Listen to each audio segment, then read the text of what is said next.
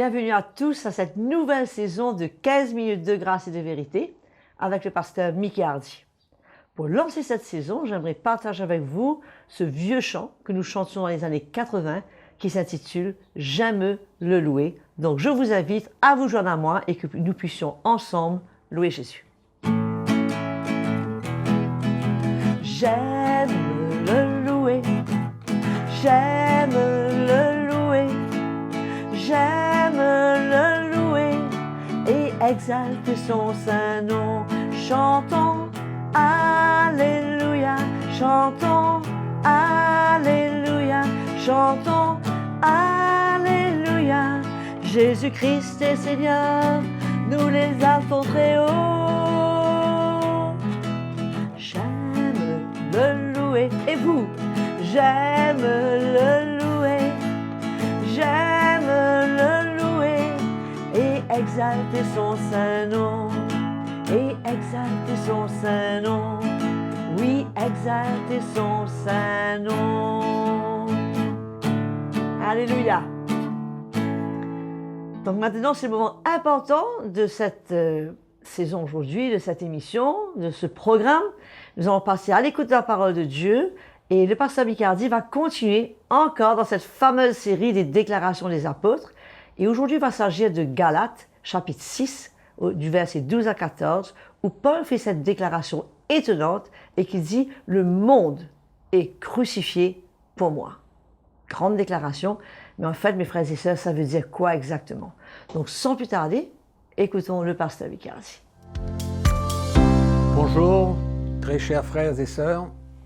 Premièrement, merci à Audrey pour ce chant et que nous apprécions tous les jours et nous bénissons le Seigneur pour cela. Je vous accueille pour cette nouvelle série de grâce, de vérité, 15 minutes de grâce et de vérité. Et c'est toujours une joie pour partager l'Évangile avec vous, toujours une joie de transmettre la lumière de l'Évangile, car nous avons tellement besoin, afin de pouvoir servir le Seigneur, comprendre mieux le plan de Dieu, la vision du Seigneur, qu'est-ce qu'il veut faire dans nos vies et qu'est-ce que le Seigneur nous appelle à faire dans ce monde. Donc, cette nouvelle série, nous allons continuer avec les déclarations des apôtres.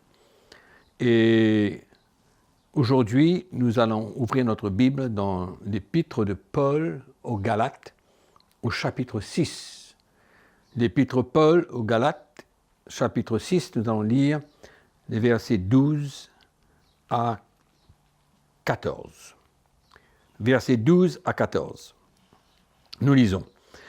Tous ceux qui veulent se rendre agréables selon la chair vous contraignent à vous faire circoncire, uniquement afin de n'être pas persécutés pour la croix de Christ. Car les circoncis eux-mêmes n'observent point la loi, mais ils veulent que vous soyez circoncis pour se glorifier dans votre chair. Pour moi, pour ce qui me concerne, loin de moi la pensée de me glorifier d'autre chose que de la croix de notre Seigneur Jésus-Christ, par qui le monde est crucifié pour moi, comme je le suis pour le monde. Quelques versets où l'apôtre Paul nous montre combien la croix de Jésus-Christ est la seule issue pour nous dans ce monde.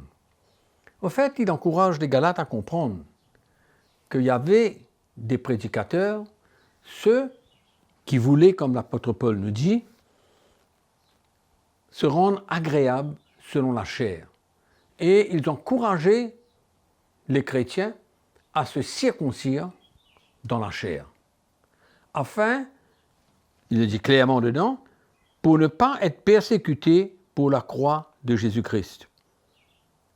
Donc, au lieu d'encourager les chrétiens à subir la persécution dans la joie, en sachant qu'au travers de tout cela, le Seigneur fait son œuvre dans nos cœurs.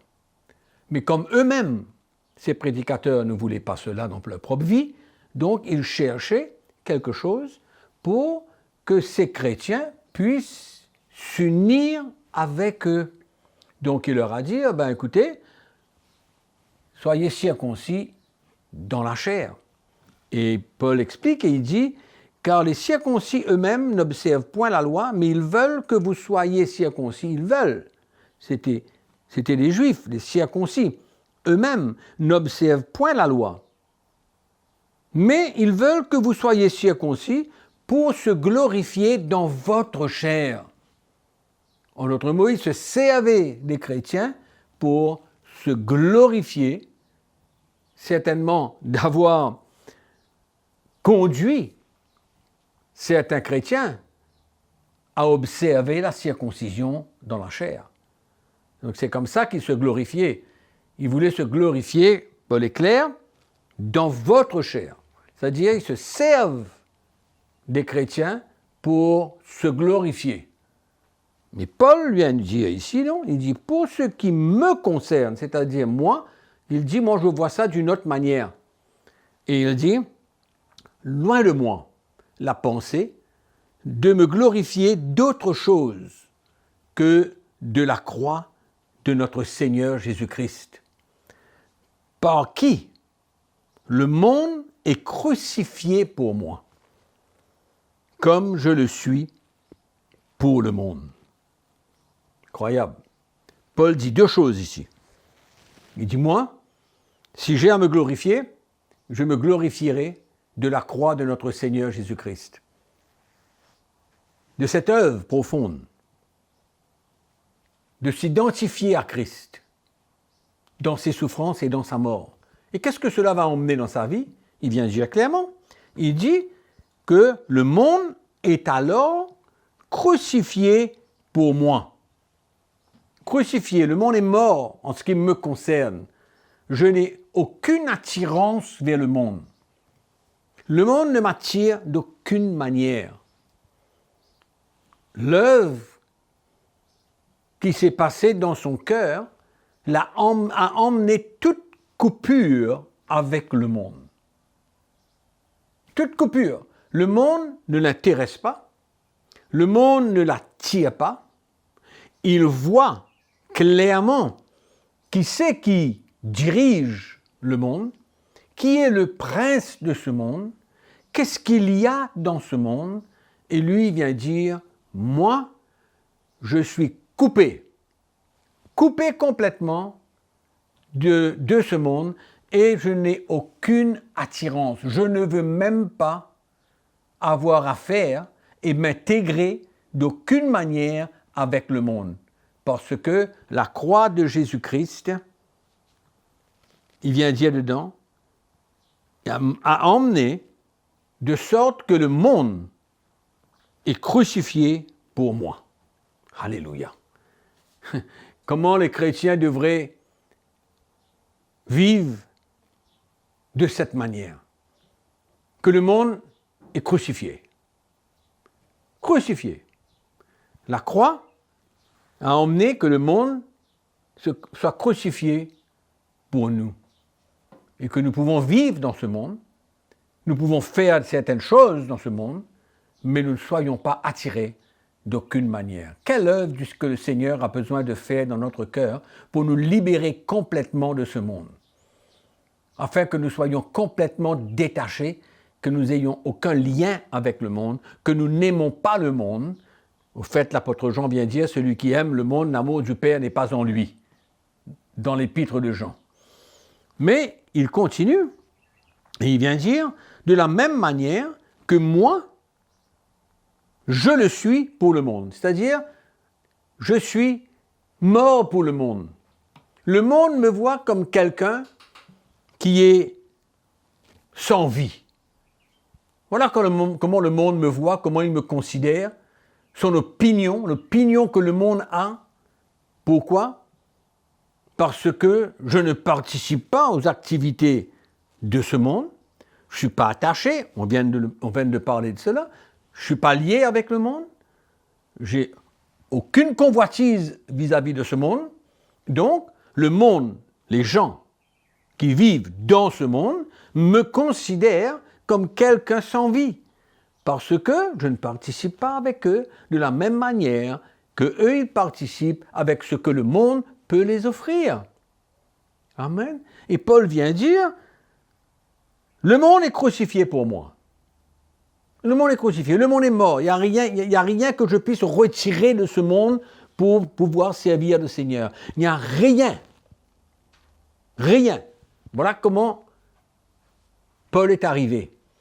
Et c'est son encouragement pour nous, pour que nous-mêmes, nous ayons ce désir, cette vision, et offrir nos vies pour qu'il arrive au moment où nous vivons parmi ce monde, nous vivons dans le monde, et nous voyons tout le péché qui règne dans le monde, nous voyons l'esprit qui règne dans le monde, mais il n'y a aucune attirance. Nous sommes coupés. Et en même temps, nous sommes fiers de vivre de cette manière, même que le monde nous considère comme des gens sans vie. Nous sommes morts. Il n'y a rien en nous. Parce que eux, ils sont attachés avec le monde. Ils vivent dans le monde et en même temps, selon l'esprit du monde, dans le péché, l'iniquité et tout ce qui est mal et tout ce qui est mauvais. Voilà comment ça se passe dans le monde. Et le monde, donc, le voit comme en dehors complètement, sans vie.